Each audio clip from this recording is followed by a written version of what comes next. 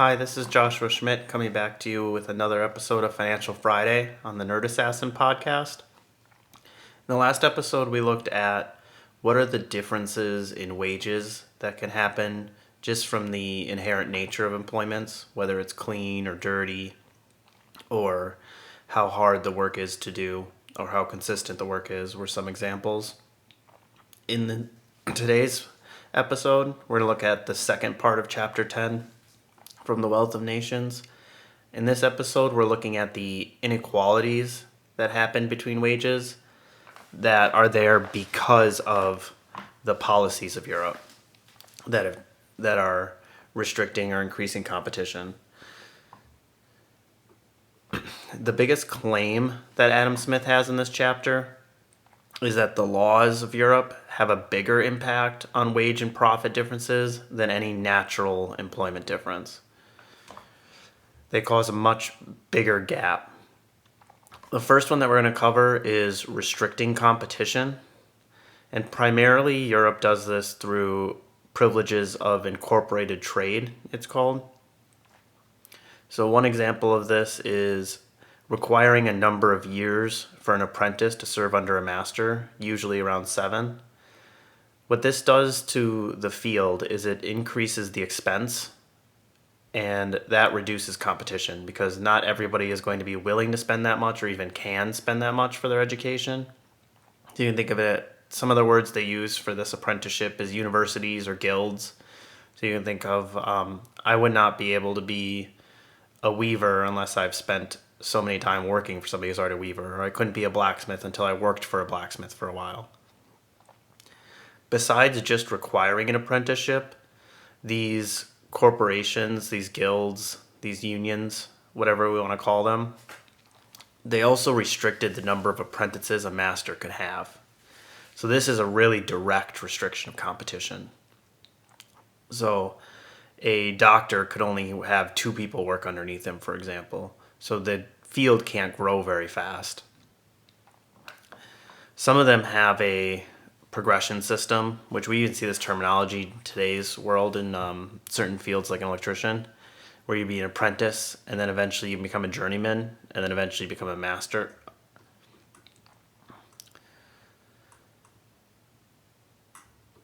So this apprenticeship, Adam Smith argues strongly that it's not needed. It doesn't provide any value to the society. One big reason is that the foolish rules that they make for these apprenticeships don't make sense. One example he gives is a coach maker cannot make coach wheels. Somebody who's making the actual coaches isn't trained to make the wheels, and it's prohibited unless he was an apprentice for coach wheels. But somebody who makes coach wheels can make coaches. Why is this different? It doesn't make any sense. They're just arbitrary. Some examples in today's day and age that this reminds me of is being a hairdresser or massage therapist. Why do we need hundreds of hours learning how to cut hair? Why can't, if I just want to be somebody who cuts men's hair, why can't somebody just hire me and teach me how to do it? Why is there government laws saying how long? One quote that Adam Smith has here, it's probably my favorite quote of the chapter. The patrimony of a poor man lies in the strength and dexterity of his hands, and to hinder him from employing this strength and dexterity in what manner he thinks proper, without injury to his neighbor, is a plain violation of this most sacred property. So Adam Smith is saying the most sacred liberty, the most sacred property that you have that shouldn't be stomped upon is my own labor. Restricting my labor is a violation that needs to be really thought through before the government decides to stop you from being able to do work. And this hurts the liberty not only of just the worker, but also the employer. So both the worker and the employer are getting their rights stomped upon. Who is the best person to judge whether or not I'm fit to work for them? The employer and the workman are going to be way better judges of this than somebody sitting off and making arbitrary rules, because they're both super concerned about it. As a worker, I'm super concerned, am I going to get hired in something that I'm going to be good at? so that I can succeed in it and stay employed. And the employer is also going to be a person that's going to judge it really strongly to figure out whether or not this person can do the job. For a lawmaker to judge for a man if he can do the work is as rude as it is oppressive. Another reason why apprenticeships aren't needed is it doesn't secure that the work will be good. So the biggest arguments that the guilds make is that we need to do this to make sure that there's a minimum bar for the work, that every weaver can at least do this, every electrician can at least do this. But in reality, bad work is usually due to fraud and not inability. Most of the things that people are doing that they do wrong, they're trying to cut corners, they're trying to just defraud somebody. And really, a stamp of good quality gives much better security for good work. The person that buys something with a stamp on it, if there's a cloth that's stamped to say that this is 80% cotton, 20% polyester, they don't care how long you've been in the business because that stamp gives them that guarantee. It's much better at making sure work is good than any sort of apprenticeship. Another reason that apprentices aren't great is that they have inferior labor. They're likely to be idle because they don't have any incentive to do otherwise. They're getting paid a set amount. If their work's better or worse, that gets blowback on their master, not really them. So they're just trying to meet that minimum bar to get through their 7 years, sort of like a college worker, somebody or a college student. They're just trying to meet that minimum bar to get through college and get approved to go do their job. Also, this apprenticeship was rather new in Adam Smith's time. It wasn't there for the Romans, the Greeks, or the Latins. And it's completely unnecessary. There's many things that are much harder to do that don't require an apprenticeship, such as making clocks, making watches, or farming. All of these are super complex. You need to have a wealth of knowledge to be good at it, but they don't have an apprenticeship. There's no required apprenticeship for them. Most of the things that had an apprenticeship during Adam Smith's time could be taught with a pamphlet. So they would be like working a machine in a factory. You need to be an apprentice. Really, I could give, or imagine cutting hair in today's day and age. I could get that with like a few pages to say this is how you do it, and then after that it's practice and getting better, and then increasing your prices as you get better.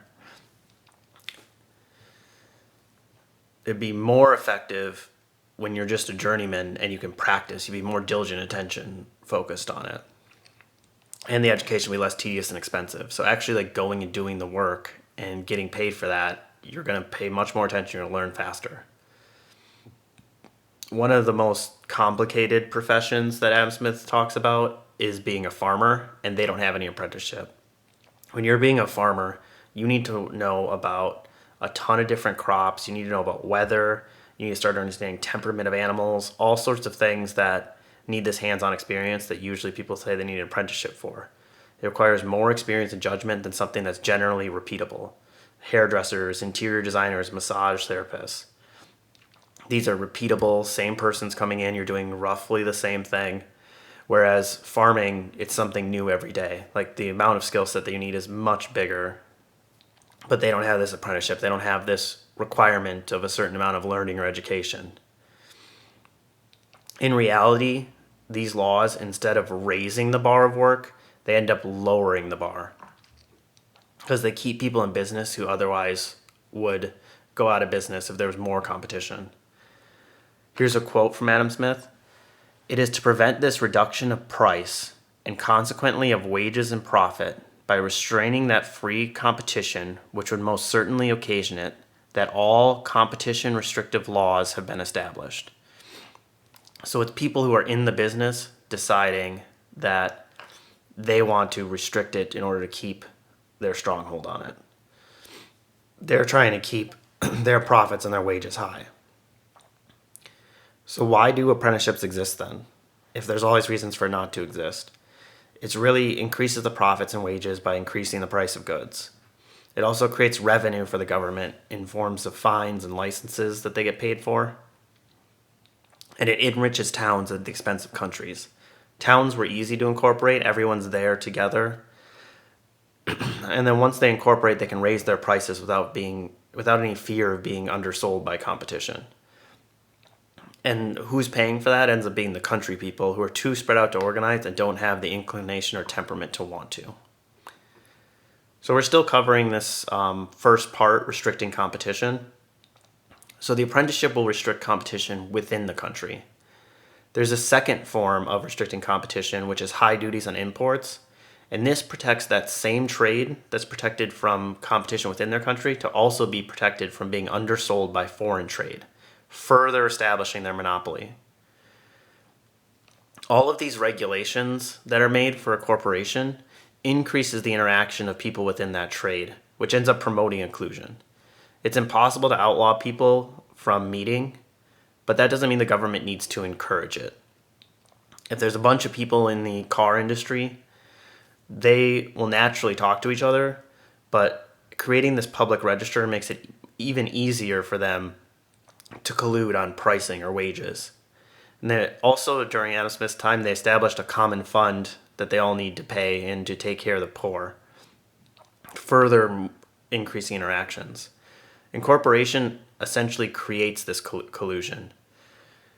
They're pitched to increase the quality of the work, but in reality they do the opposite. Usually they'd be afraid that customers wouldn't hire them if they did bad work, but there's such a shortage from this restricted competition that it keeps bad workers around. So the first policy in Europe that will change prices is restricting competition. Keeps his wages and profits high at expense of the consumers. The second case is increasing competition. This is the exact opposite. The inequality is the opposite of the first. They increase competition beyond what it naturally would be, and the number one way that governments or societies do this is by creating a public scholarship. So this is one of the reasons that clergy, pastors are underpaid. There's most laws that were written in Adam Smith's time tried to lower wages, but there's actually laws for preachers to try to raise their wages because they were so low. And that's because someone will readily give you a scholarship to go and learn the church, to learn the Bible and teach it. In law and physics, there weren't such scholarships. So wages were much higher, even though it takes a similar education expense to becoming a clergy. In today's day and age, I think about if there'd be a similar fund for engineers or lawyers, they might not get paid any more than clergymen or teachers. But in reality, they're well paid comparatively because they don't have this scholarship that's sitting for them. There's lots of scholarships out there for people to be teachers because we want more and more teachers. And we can actually argue this is a good thing for society because before these teachers were paid little, there was very few teachers and it was super expensive to learn. So if you go back not that long before Adam Smith, Socrates, Plato, and Aristotle were the only teachers, and only kings could afford to pay them these enormous sums. But really, education's this public expense where we want it to be cheap so a lot of people can do it. The third policy is obstructing circulation. So during Adam Smith's time, they would restrict people from moving if they're licensed through an apprenticeship because those are all tied to a jurisdiction. In today's day and age, we can think of this as some of the professions that are licensed. For example, in New Jersey, you can be a massage therapist with 500 hours of training, but I couldn't move to North Dakota even if they need a massage therapist because there you need 750 hours of training. Apprenticeship also makes it hard to change trades. If there's one field growing and wages are high and they need more hands, normally people would switch to that field where they're getting paid more. But someone can't change jobs as easy because they're only trained in one field.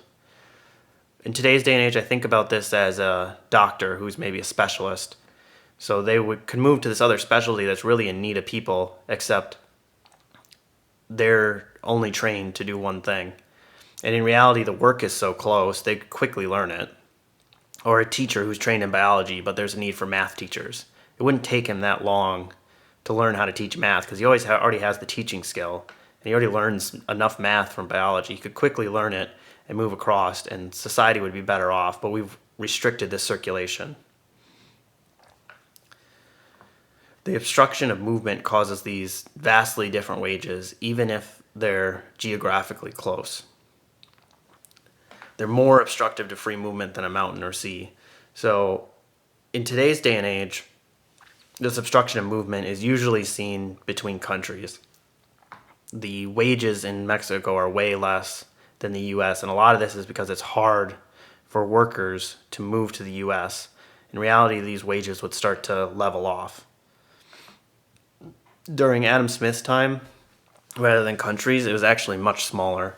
So they had poor laws that stopped people from moving to get employment. The original reason for creating these laws was noble, but in reality, it ended up hurting everybody involved. So when churches stopped providing for the poor, it was laws for the parish, for the city to support them. And in order to figure out who they needed to support, we needed to make laws to determine which jurisdiction this poor person belonged to. So one way to change your jurisdiction after you were born is either to rent a place or be there for 40 days. And the amount of rent that you had to pay for it had a minimum amount on it, which was prohibitively high for anybody who wasn't already wealthy. So people tried to hide for 40 days. So then they ended up changing laws to make those people have to give public notice 40 days beforehand. And then when they gave public notice, the parish would kick them out because they're worried about how much they're going to have to pay for all of these expenses of taking care of people. So then they changed the laws a little bit, and they're like, all right, we need to give a better way than just being in there 40 days. So they had 4 ways of doing it: either paying taxes, being voted a public official, being an apprentice, or hired in the same service for a year. The first 2, paying taxes and being voted a public official, the parish would never accept this. If you started paying taxes to them, they'd be like, you don't belong here, go back to the other parish. And they're not going to vote for somebody who's on the public dime to be their public official. And the third and the fourth, Adam Smith says, a married man could never do. Apprentices were always single people, and they wouldn't be hired for a year and move to a new jurisdiction just hoping that they stay there for the whole year.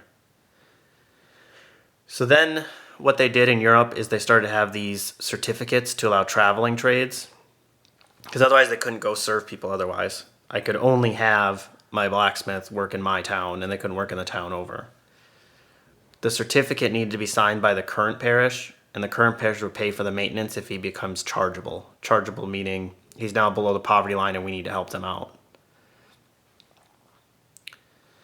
But the old parishes also needed to sign these certificates, and they never would, because if you think about it from the old parish's perspective, I'm giving you one of my hard workers during their prime working years when I could be collecting taxes with them for you to collect taxes. And then when he's older, he's retiring, or he gets injured, he's going to come back to me and then become chargeable to me at that point. So this obstruction of movement caused vastly different wages, even in towns right next to each other in England. Here's another quote. To remove a man who has committed no misdemeanor from the parish where he chooses to reside is an evident violation of natural liberty and justice. A lot of Adam Smith's arguments in this chapter have to do with we're really restricting liberties, and it's putting everybody worse off. So we talked a little bit about the liberty of work. Here's the liberty of existing and living somewhere. It really makes you think about today's immigration laws. If somebody comes into your country, hasn't committed any crime, you're just going to kick them out. It seems like a real violation of liberty. The fourth and the last policy that will vastly change wages is making laws on certain wages. Paying the same wages for the same work. Another quote from Adam Smith.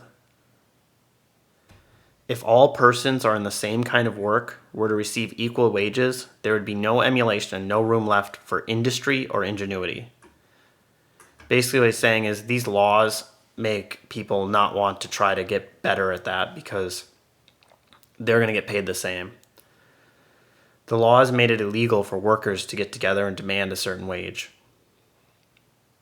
But in Adam Smith's time, masters were allowed to do it, the employers were allowed to do it, which is definitely not fair. Today we usually see the opposite, where the employers can't get together and agree, we're only going to pay cashiers this much.